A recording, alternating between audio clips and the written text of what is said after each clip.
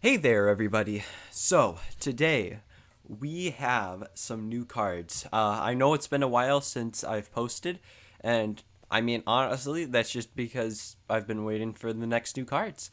And look what we have here. If you don't know what Legends of the Cosmos is, well, in fact, if you don't know what Chaos Galaxy is, it's a trading card game, and I will leave the links to the YouTube channel, the website, and the Discord in the description so that if you're interested, you can, and you've never heard of it before, you can check it out more in depth.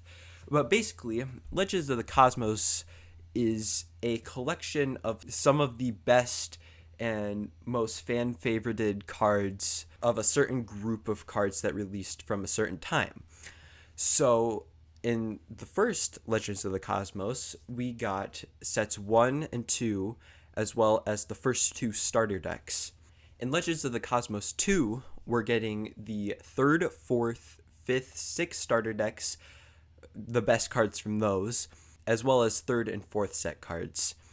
But, of course, to make this a little more spicy, Zach made a create a card contest, and you would select 5 people's art to put into the game as legitimate cards. And of course, if they're legitimate cards, that means they have abilities and stats. And this is the first time we've seen them. So let's give them a first impressions, just like I always do.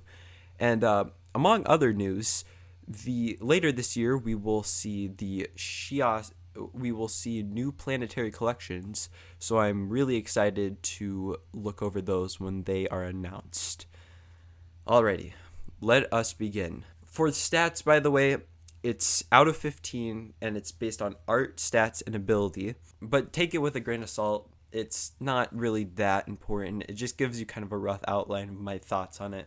So this is Zhemius, and Zhemius is a quite pretty cool card. The art is just absolutely fantastic. It's just interesting how the creator decided to mesh kind of all the planets together, sort of, or and just kind of create this amalgamation, and it looks really cool, even though the quality of this picture is kind of off. Sorry about that. I will say, for me, it's a little all over the place, but I mean, that's not really that much of a problem, but I love it. It's a great art. In fact, all of these arts are really good. Just a disclaimer. The stats are pretty good. I mean, it's an 8-star, and having balanced stats is pretty solid. Not the best 8-star around, I would say. I could say that this is even less of a rating, as it is like maybe more like a 4 or 5 or something. But it works, especially with the ability. The ability is once per turn, if you have killed creatures from 6 or more different planets, you can free play this killed card.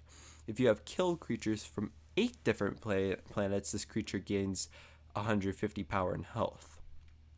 So this is an insanely powerful ability, and you could base an entire deck around this.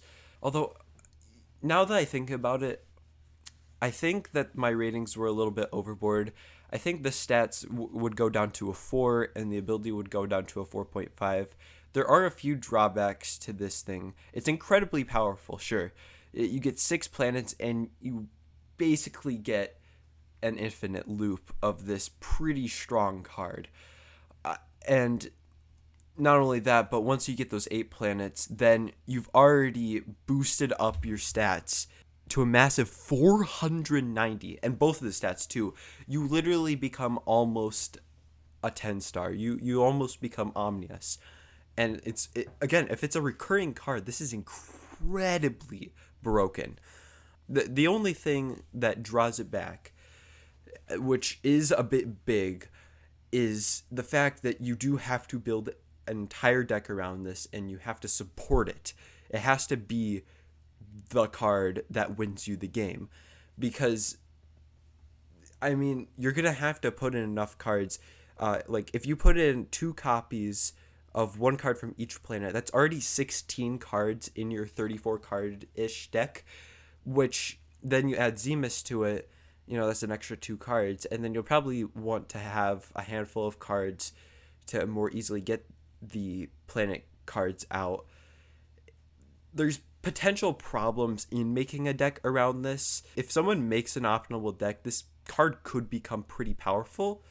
Although I have heard that some people that there might be some nerfs, especially to the creature gains power and health stat, because especially with that stat boost, it becomes nearly invincible.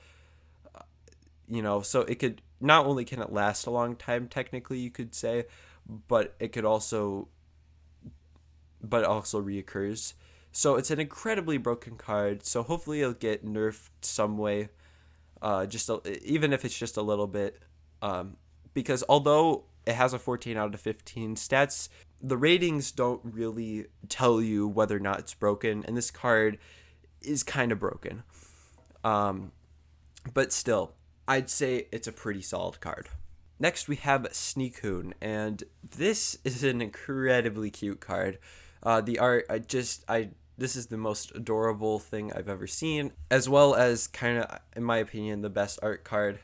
I don't know, just its simplicity and everything. And also, what I like is how it connects to the ability with it holding a zone, and we'll get to the ability in just a second. But yeah, overall, just a very cute card. Stats for a 4-star, it ain't terrible. It's still kind of fine. And when you connect it to its ability, it kind of suffers in what it can do and the amount of time it can kind of stay on board. So the ability is, when this creature is played, you can choose one empty zone on your opponent's planet and move it to your planet. After this card leaves your planet, move the zone and any cards in it to your opponent's planet. So I'd say that this is kind of like the creature version of Galdor's Box. Now, Galdor's Box allows you to take 3 cards from your opponent's deck and put them onto a permanent resource, and can be really annoying if you don't have any removal options. So it's kind of like that. And this is a pretty good ability, I would say. It's what I like about it is that there really isn't, if you think about it, that many cards that mess around with zones. We have Zone Battle, which becomes a zone now, which was another great, fantastic card designed. And we also have cards like Trebite, which Trebite can just kind of hold a zone, which is cool because it also means that maybe eventually we'll have some sort of zone control deck. It might be a meme deck, but you know what I mean.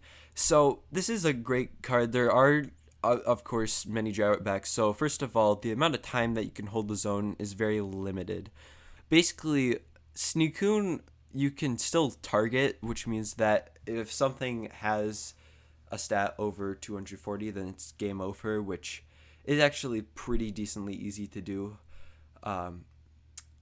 Means that it's just gonna go bye-bye, unfortunately. It's still a fantastic card. It also is kind of like a mini lava behemoth.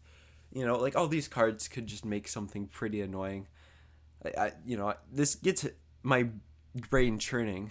Just like Zhemius. Zhemius gets my brain churning as well. But what I like about Sneaccon is it's a much more healthy card.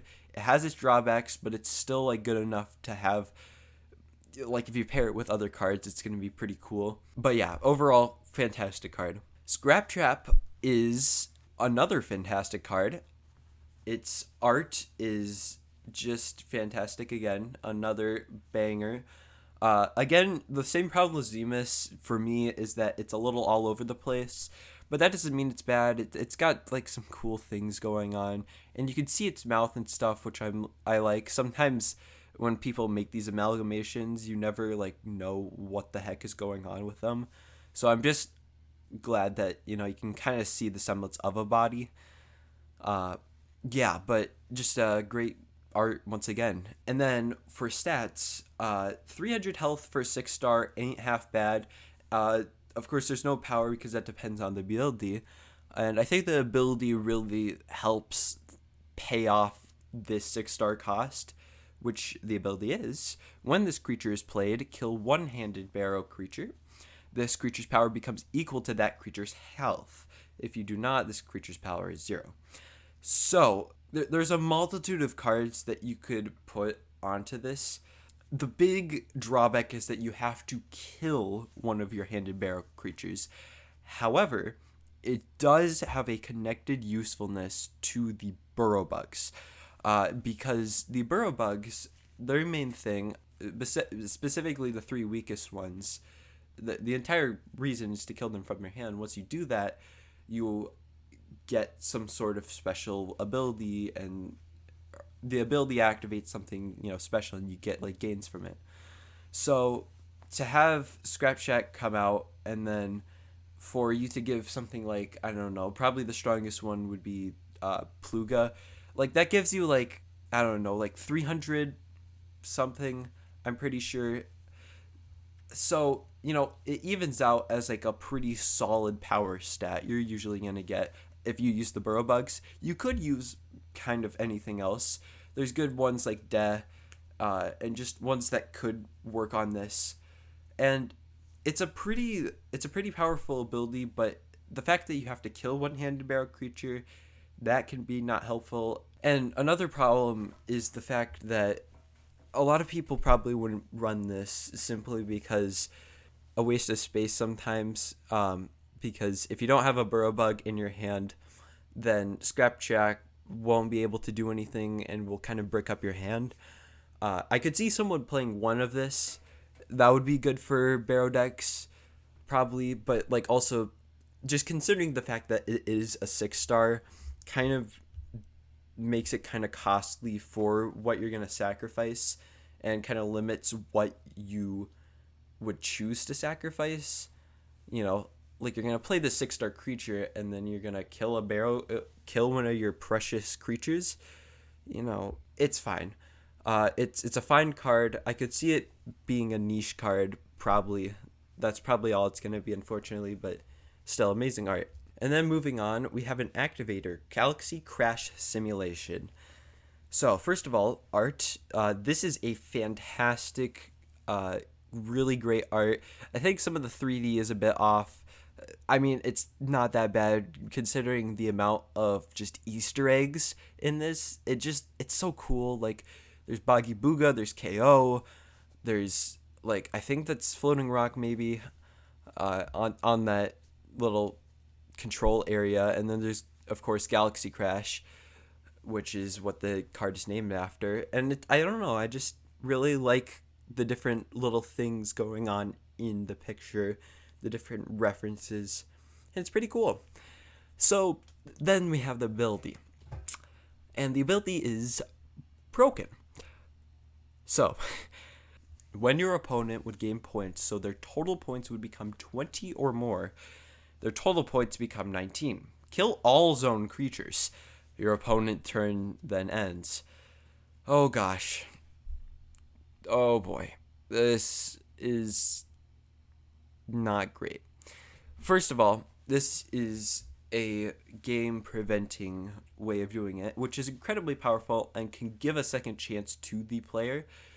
The issue is that we already have multiple cards that have the same job. Of course, more broad, and they can be used in more versatile situations than this. This is more just an endgame specific card. But we still have multiple activators that do this similar sort of, it can stop the person from winning, like Point Turret, which is even worse. Oh my goodness, because that could technically make the other person win. Like things, just simple things like not even Galaxy Crest, but like Beast of the Black Hole, Planetary Field, like those already do those things.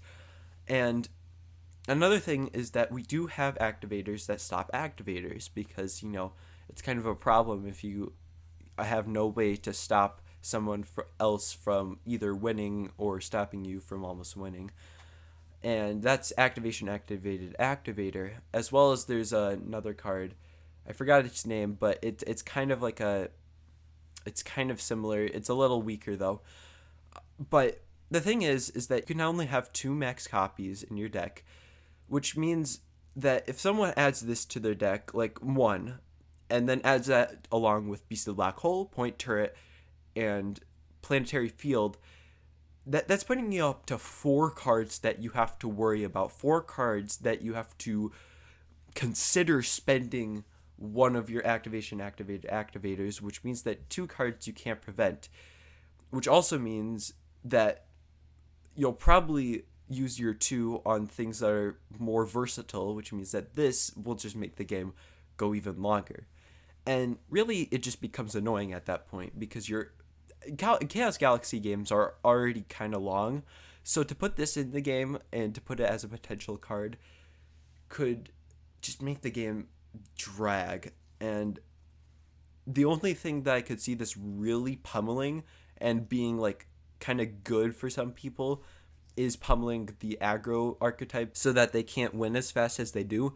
But I mean, on the other hand, aggro is at a pretty abysmal point. Again, another card that I've heard that people want to nerf, and Zach might be nerfing actually. It'll probably get half banned even still if it gets nerfed, unfortunately. And although the ban list is good, I don't like seeing cards being so powerful that we just have to put them on the ban list. The final one, unfortunately, is the weakest link out of all of these, but I'd say the ability is still fine.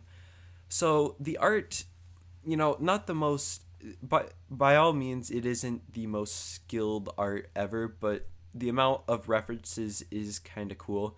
It's called Bar of Misfortune, and it's kind of playing off of the idea of all the troll rares, taking home in this area, and Wild Wing or something. Apparently, they're just all hanging out here, but yeah, I like the references in the art, and it's a pretty cool art.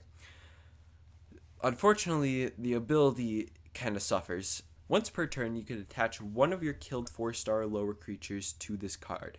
At the end of your next turn, add that creature to your hand. Only one card can be attached to this card at any time. You cannot attach the same creature to this card more than once. So, I kind of like, considering that this is the weakest link, kind of makes sense considering the art is just full of troll rares, because the thing is that this is incredibly slow. So it is a permanent resource, which means that you can put it down. It could technically last. Permanent resources, though, are generally considered pretty bad and pretty just useless in the game. And this is I'd say in terms of permanent resources, this ain't half bad, but it's also slow enough that it isn't that good. But in terms of all the cards, this is pretty bad. The thing is, there are good 4-star or lower creatures, but you still have to wait an entire turn for it to come back. And theoretically, someone could bring out something that could destroy permanent resources. Considering the fact that there's Zhemius, which already lets you to quickly reoccur, Bar of Misfortune just feels like a complete 10 steps down, even though Zhemius is broken. But still, it's not the worst card to ever come out of a create to card contest, but it's definitely down there as one of the worst, unfortunately. So that was my first impressions. I think this kind of went a little long. I haven't done this in a while, so I guess that's what comes from taking a break. I really got to make more videos than just first impressions. I don't know, like, this is kind of going off topic, but like, just I'm kind of like procrastinating stuff. Like, I do have the summer. It's summertime right now, and I got a lot of time on my hands, so I think hopefully I'll make some other kind of interesting videos for you to chew on, if you like. So thanks for watching, and remember that happiness is a warm puppy.